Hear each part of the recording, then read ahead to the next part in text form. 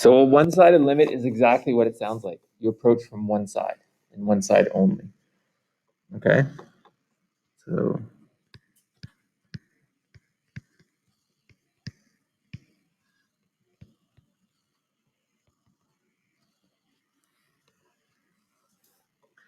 So we'll sketch a graph here.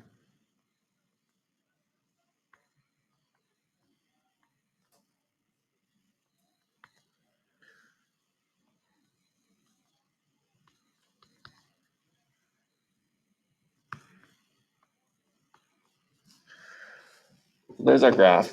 Some piecewise function. I don't know what it is.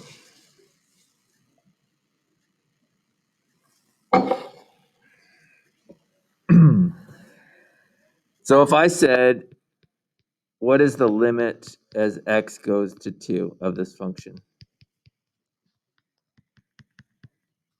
You would tell me it is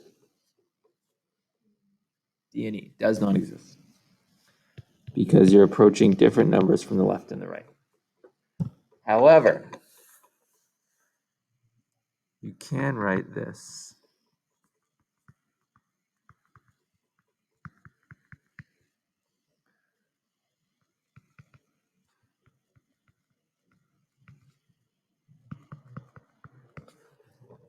So this is one-sided limit notation. First one, 2 plus, means we're approaching 2 from the positive side. Okay, i.e. from the right side. Okay, positive numbers are on the right, I guess for you guys on the right. So if you're approaching 2 from the positive side, that means you're coming down this line, right? Because all these numbers are greater than 2. So what number are we getting closer to as we approach 2 from the positive side? Sorry? -1, right? So the one-sided limit does have an answer. Okay? If we approach 2 with the little negative sign, which means we're coming from the negative side, smaller values than 2, you're coming down this arm. We're approaching 1. Because these don't match, therefore the overall limit, or the regular limit, or whatever you want to call it, is a D and E. Okay? Which is, we've talked about this, we just haven't seen the notation yet. Okay? You can write a one-sided limit for a limit that actually doesn't exist. But the one-sided limits do exist because you're only looking at it from one side. Okay? That's it. The only thing you really need to remember is the little plus and the minus. If it's positive, you're coming from the right side.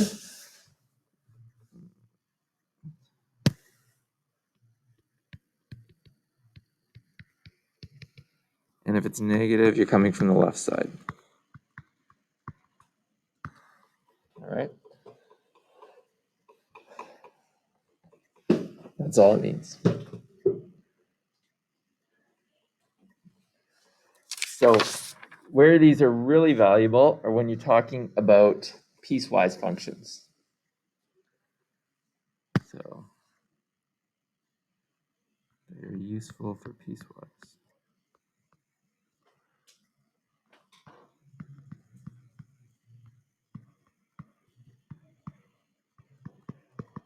Which is what this is, but I'm going to write it as a actual function piecewise. So f of x is equal to x squared when x is less than 3, and it's equal to 1 minus x when x is greater than 3. Say less than or equal to 3.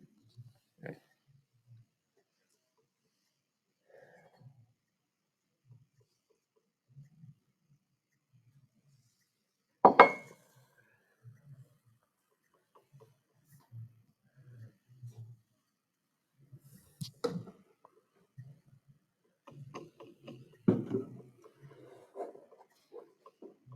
So if I asked you, what is the limit as x goes to 3 for this function? We don't have a graph. All we have is the definition of what the piecewise is. Use one-sided limits.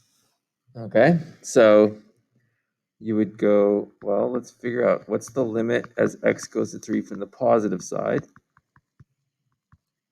and what is the limit as x goes to 3 from the negative side.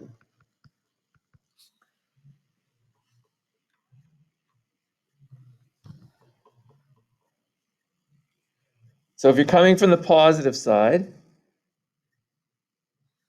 you're bigger than 3, right? Which one of these is the function defined on? X squared or 1 minus x?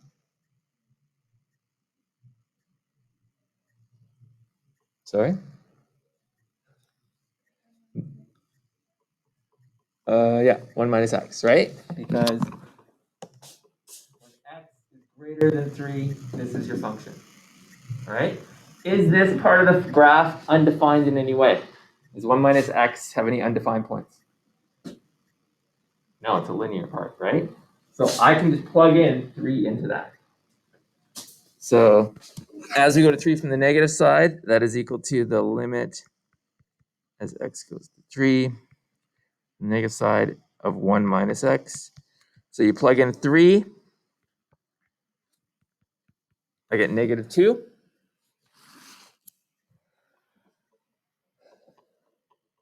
If I come, oh, sorry, what did I say? I wrote in the wrong one, didn't I? It should be up here. Sorry.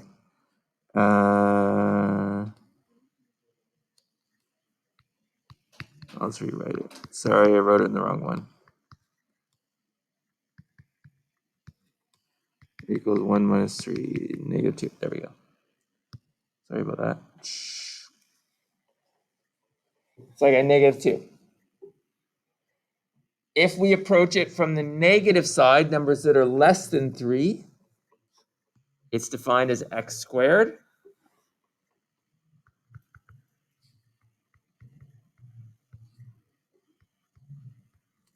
So I just plug in 3 because that's a parabola, has no undefined points. I get 9. Since these don't match, what's my limit?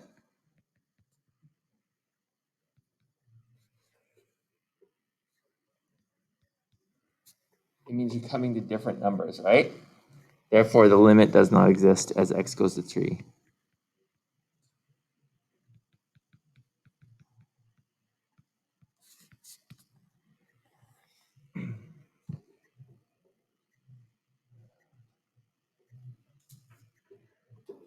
Is that okay? All right. Let's give you a couple practice before we do some other stuff. So let's do page 79. 1 to 9, odd. It's always odd. And then, 17 to 19 as well.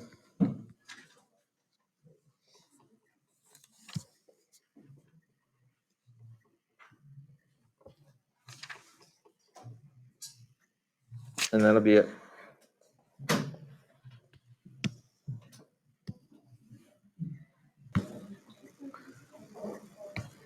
Okay. So, discontinuities, basically graphs that have holes in them, vertical asymptotes, some sort of gap. Okay. So, is the first graph, this one here, continuous? No. Right? It's discontinuous at x is equal to c.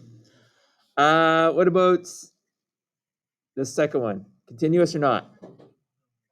No, because it's got a hole. Even though it's defined at c, it still has this hole right here. Okay? I guess we'll call these A, B, and C. A, B, C. What about C? Is that continuous? Yes, you can draw it with one line, right? Without lifting your pencil off the paper. D, continuous?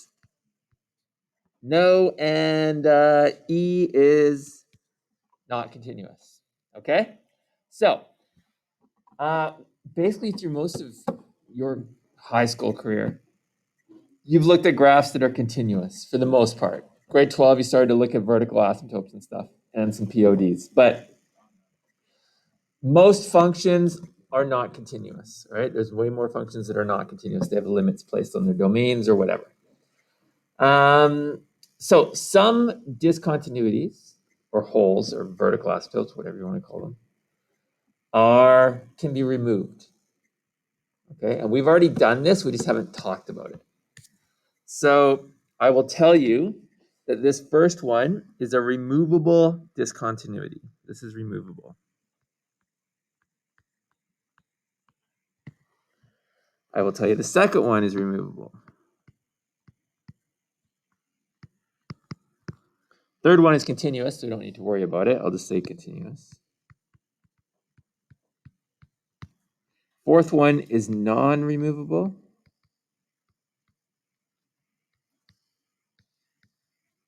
And the fifth one, E, is non-removable as well. Yeah. Okay, so your job is to tell me, how do you know when something is removable or non-removable? If there's an arrow. Okay, so what if I did I just blow your theory out of the water? Oh, sorry. Sorry, they should have had arrows. But how can you tell if something is removable or non-removable?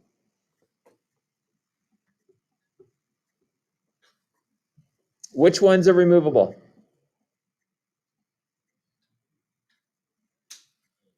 A and B. What are A and B compared to D and E? It's one line. It's a hole, right? Does A and B have a limit at that point C? It does, right? Because they're approaching.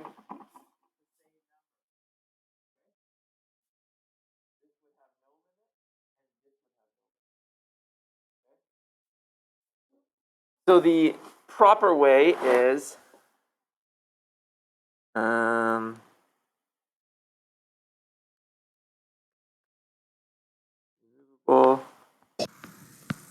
when a limit as you go to C from the left side, or sorry, the right side, C to the positive, right? The one-sided limits equals the limit as you go to C from the left side, which means the limit as you go to C exists. Okay? So if the limit exists, it's a removable discontinuity, i.e., if it's a hole in the graph. Okay? If it's a vertical asymptote or a jump, this is a jump, then it's non-removable. Okay?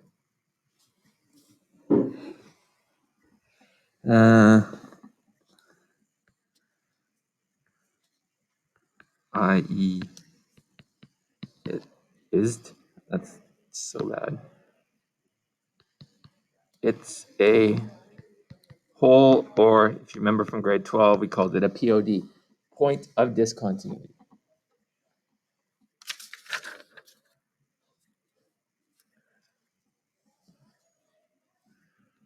So here's my question to you. There's two of these. If I give you a graph like this,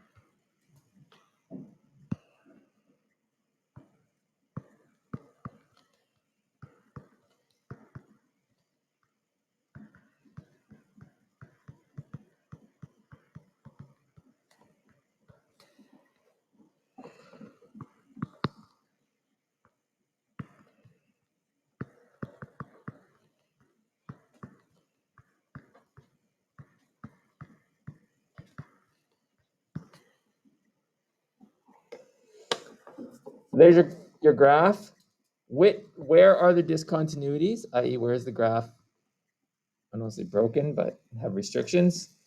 And of these, which are removable? So first of all, where are the discontinuities? Just give me the x values. 1 and 3? There's another one. 1, 2, and 3, right? You have a break at 1 because you have a hole. You have a vertical asymptote at 2, and you have a jump at 3. So x is equal to 1, 2, and 3 are your discontinuities. Which of those are removable?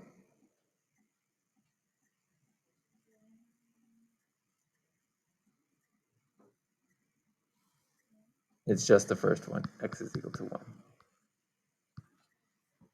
Okay. All right.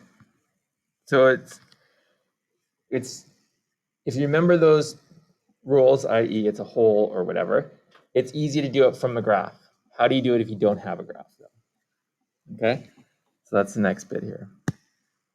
If we have same questions, 1,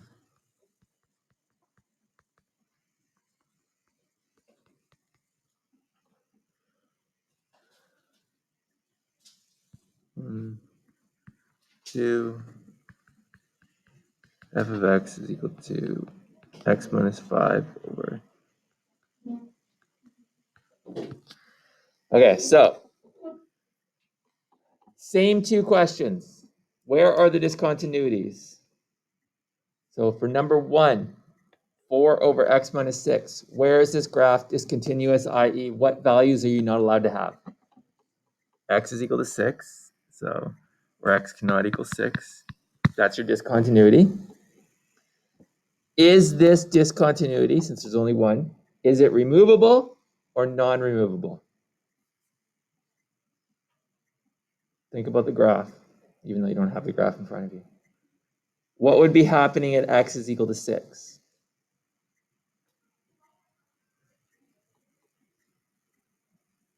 I.e., is it a hole or is it a vertical asymptote? I'm hearing both. How do you know if it's a hole? What happens? Anybody remember math 12? Well, let's just start with the word.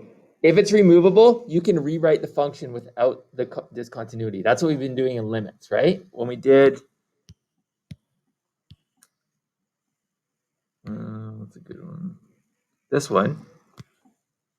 Okay. When we did this one, we factored out the x's, the x squared, and they canceled, and we created a new function. All right. If it cancels, that's a hole. Okay. We removed the discontinuity. That's what we did here. So can I rewrite? Is there anything I can do this to rewrite it? There's nothing you can do. So that's a vertical asymptote, so that is non-removable. Okay? So this is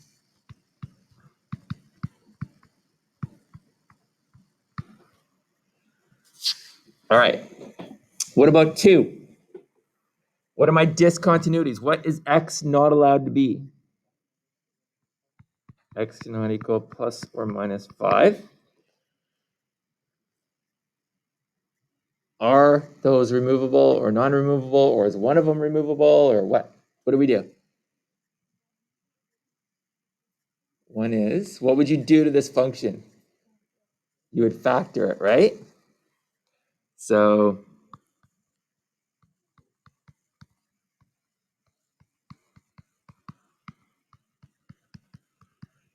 the x minus 5's cancel, and you're left with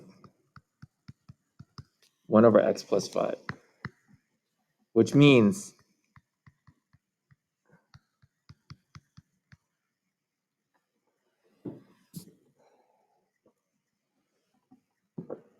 I should say canonical. So which one is removable and which one is not removable? Which one's removable? 5, right? This one canceled. That's x is equal to 5 because that would make that 0. So x is equal to 5 is the removable. And x is equal to negative 5 is non-removable.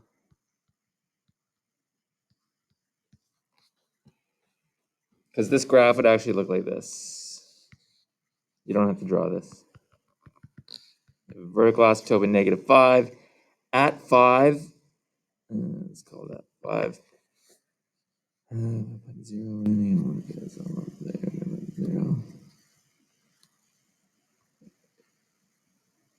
It's going to be like this. If I just gave you that graph, you could tell me removable, non-removable. Okay? So basically, if you can factor it or do something and it cancels, it's removable. If you can't, it's non-removable. All right? The only questions I want you to do are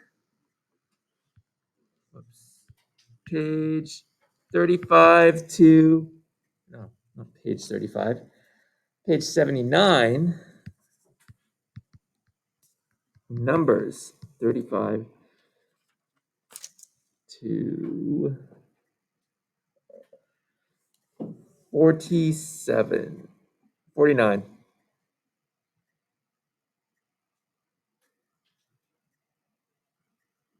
49. There we go. Odd, please.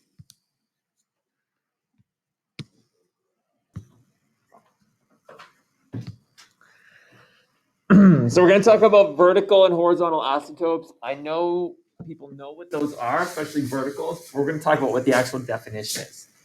So if you remember in Math 12, I gave you these rules and I was just like, memorize these rules. Where if we had 2x cubed plus 1 over 3x cubed minus 10, doesn't matter. I said if the degrees are the same, then the horizontal asymptote is the leading coefficient. 2 over 3. People sort of remember that stuff vaguely. I would have said also if the bottom has a higher degree than the top, i.e. 2 versus 1, the horizontal asymptote is 0. Okay? Those are just rules that work. This is the actual definition of a horizontal asymptote. It's the limit of the function as x goes to positive or negative infinity. As you go way out in the number line, what does the graph do? That's essentially what it's saying. Okay? So we're going to look at these with graphs. However, you have to understand how to deal with infinity first. Okay? So just off to the side or on a separate piece of paper, we are going to go. So my infinities vary day to day. Sometimes they're good, sometimes they're bad. I shouldn't say 2, let's just say a constant times infinity.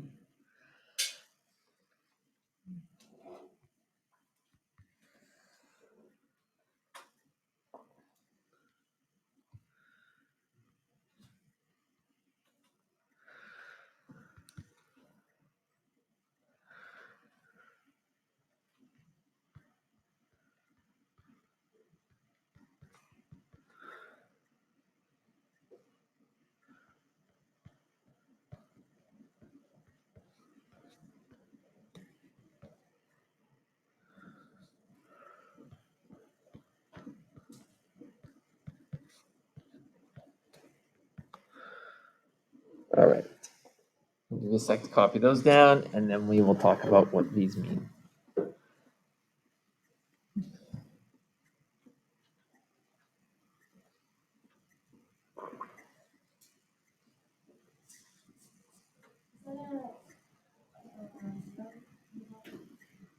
Constant over 0, yes. This very last one, you mean?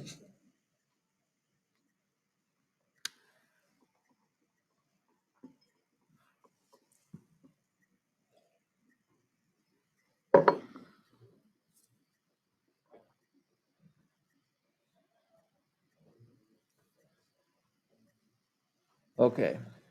Everybody got those? Okay, so first thing you have to understand is there's different types of infinities. Okay, you don't actually have to understand it, you just have to accept it for now. Okay, which might seem weird at first, but if I said, how many numbers are there? How high can you go? Or low?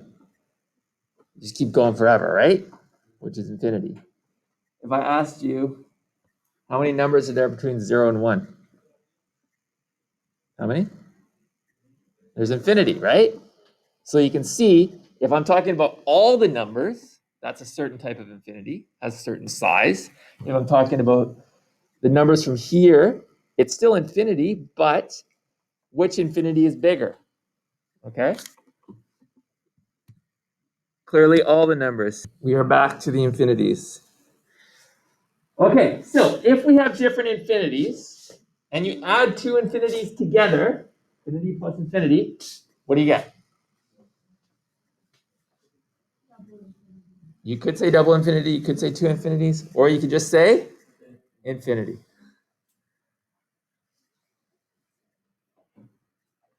Which leads into the second one here. If I have a constant and I multiply it by infinity, I should get infinity.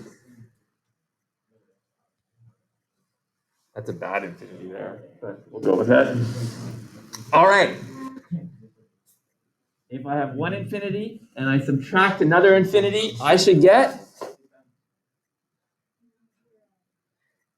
It depends, is the answer. It's not 0. Why is it not 0? What's the size of infinity here? Small. What's the size of infinity of all the numbers? We don't know which infinity is bigger. So we say this is indeterminate. You can't do it.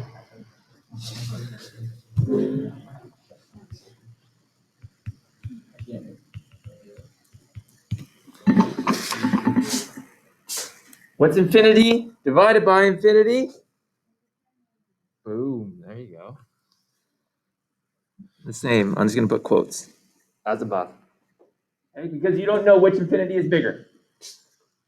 Now, infinity divided by a constant, i.e. a really big or really not large, small number, it could be negative infinity, divided by some constant, which is essentially a small number. What do you get? Sorry? Infinity, right?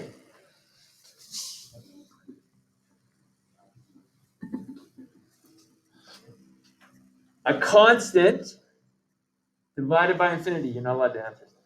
All right. A really big number, or sorry, a small number divided by a massive number. On your calculators, go 50 divided by, I don't know, 1 with as many zeros as you can put in it. And set equals. What do you get? What's the decimal? It'll be in scientific notation. What does it say? Oh, there's a number. Yeah, but what is it? What is it? Wait, tell me exactly what your calculator says. Okay, 5 times 10 to the power of negative 23. What does that mean? What does it mean? You all took science. It means this, 0.00000, a bunch of zeros. So what's the answer? 0. Any constant divided by infinity is 0. Any constant divided by 0, up to this point, everybody would tell you it. There's a specific word. Sorry? Undefined is what everybody would say. You can't do it, right? But if I have 1 and I divide it 0 times, how many times can I do that? Divide it by 0. Exactly. So it's infinity. This is fun stuff. All right. You need to talk to him? So, having understood all of that, we are going to find the horizontal asymptotes of these things, i.e. we're going to do the limits as we go to positive or negative infinity. So, If you have a really, really big number, infinity, and you square it, what's infinity times infinity? Infinity, right? So 100 over infinity plus 5. Now, if you have a massive number and you add 5, do we really care about the 5? No. Infinity plus the constant is infinity. Any constant divided by infinity is 0. Whoops. Therefore, the horizontal asymptote is y is equal to 0.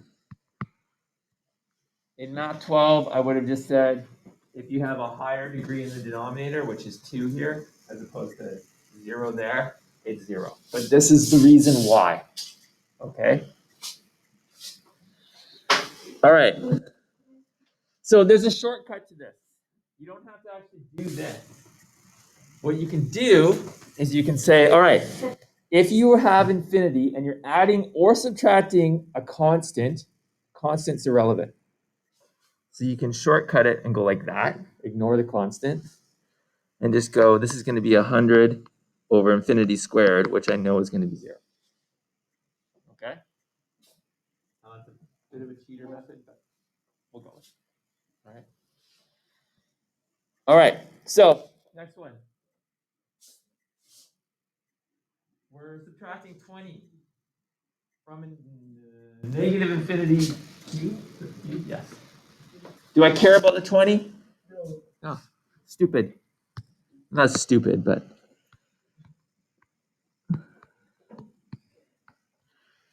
What's my answer? The limit. What's my answer? 0.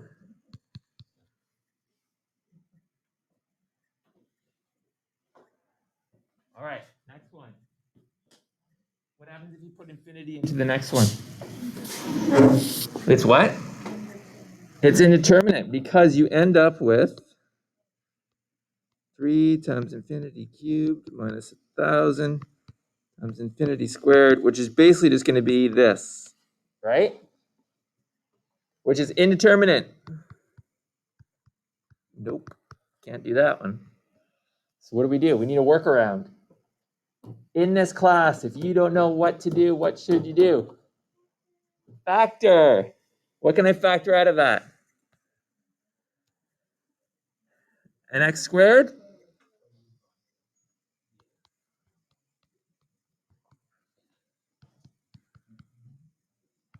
So I get that. Now, when you are dealing with infinity, do we care about adding or subtracting any constants? Even if it's 1,000, relative to infinity, 1,000 is nothing. So, do I care about the 1,000? No.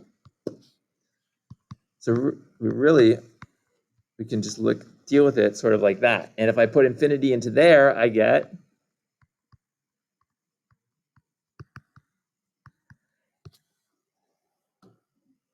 which we could have figured out from the very beginning, because what type of function is this?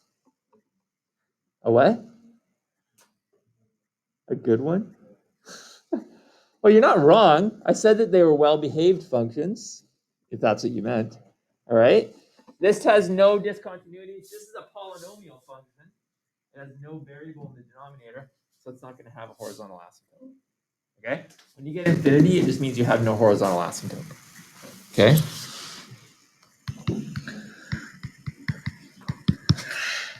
All right, so in the next one, do I have to do anything? What type of function is that? Polynomial. Do polynomials have horizontal asymptotes? When I say polynomial, do you know what I mean? Let's start with that. This is important, actually. Like, I'm not trying to demean you. This is important. If I say a polynomial, do you know what I mean? So, okay. I mean, one, there's no variable in the denominator, and all the exponents are positive. Okay? All right? Because polynomial functions, if you remember math 12, are the kind that look like this. Remember these things? They don't all look like that, but they're like that. They have no undefined points, exactly. Okay? So as soon as you see a polynomial, and I'm asking this, as you go to negative infinity, that's a fourth one. So it would look like this. It would be like that. As you go to negative infinity, way out here, where does the function go? To infinity. Okay. Now those are the boring ones. If you flip the page over, they get better. See? When you start dealing with trig functions and e's, remember exponential functions? No. Oh, people. I say that with such despair. Okay, it's the same process. All right? It looks more complicated. You can impress all your friends when you go to parties. You can write down some nested trig function or an exponential function and say, watch this. I can do the limit as x goes to infinity. No? So, put infinity in.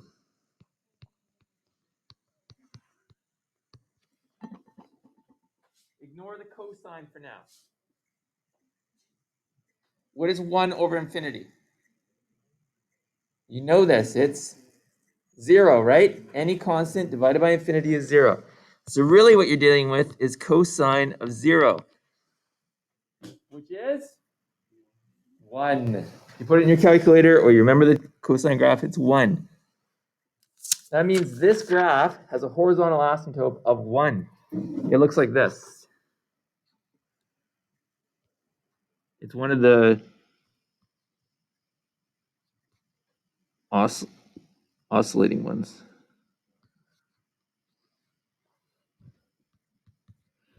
That's what that graph looks like. All it means is when the numbers get really big, or if you go negative as well, the graph gets closer and closer to 1. Horizontal asymptote of 1. That's when these rules that I taught you in grade 12 break down, because they only apply to polynomials. They don't apply to this kind of stuff. All right, here's the next one. E to the power of x squared plus 2x plus 1. So there's a couple ways you can deal with this. Ignore the e for now. Look at this. What is that? Polynomial, right? It's a quadratic. What's the limit as x goes to infinity of a polynomial? Now, it's going to be positive or negative infinity, all right? This case, it's going to be positive. There's a couple ways to think of it. One, you could literally just put it in, and you'll get e to the infinity squared, 2 times infinity, plus 1. That's just going to give you e to the infinity, okay? The other thing you could do is you could recognize that this is a parabola opening up. I don't really care where it's centered, right? Because it's got a positive leading coefficient. Since both arms are going up, it's going to positive infinity. So there you go, okay? So my question to you is e to the positive infinity. First of all, what is e? If I know you're allowed to answer now. It's a constant, right? 2.718, blah, blah, blah, blah, blah, blah, blah. All right? So this is a constant to the power of infinity, which is infinity.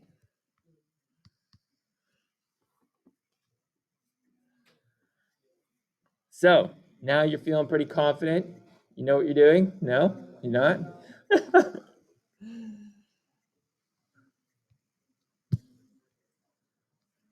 E to the negative 5x squared plus 1, we're going to negative infinity. All right. So a couple ways to do this one. You can plug it in and deal with it, or you could look at the exponent. What is the exponent? Well, it's a polynomial.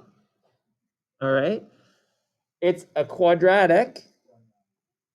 So this is actually, if you sketch just this, It's a quadratic that opens down, right? So what should be my answer for the exponent if you go to... You're going to get e to the negative infinity.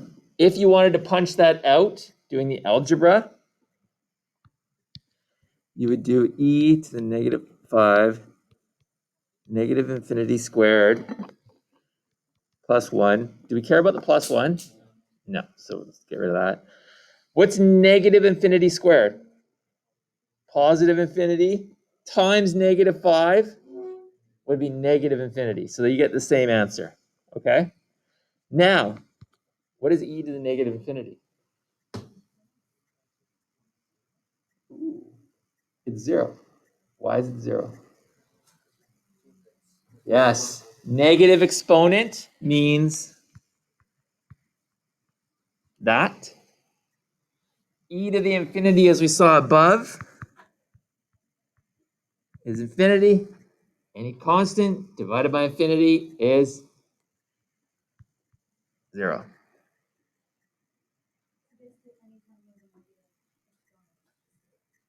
If the exponent is in infinity. Yeah. All right. Can anybody tell me what D is? Stefano doesn't know that answer. Anyway, let them struggle with that. Anybody know what the answer is other than people over there? Sorry? It's 1. Okay, so if you plug in infinity, you get that, right? E to the 1 over infinity. What's 1 over infinity? Anything to the 0 power is 1. And that graph looks like this.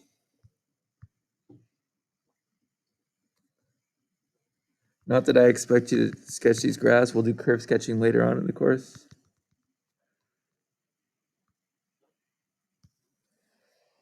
Why does it have a hole at 0? Because if you put 0 in, you're divided by 0, right? So you can't do that. All right, last one. Some exponential trig thing. We just did something like this. Anybody know what the answer is? You're not allowed to answer. Sorry? I thought I heard it. 2? Is that what you're saying? It is 2. Because if you put infinity in there, you get 2 sine to the 1 over infinity plus cosine to the 1 over infinity. What's 1 over infinity?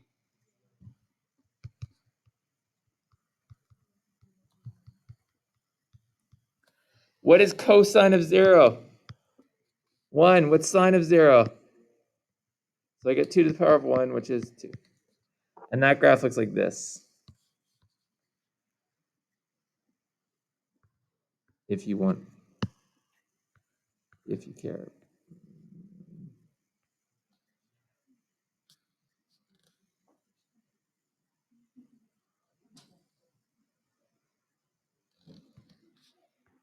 It looks like that.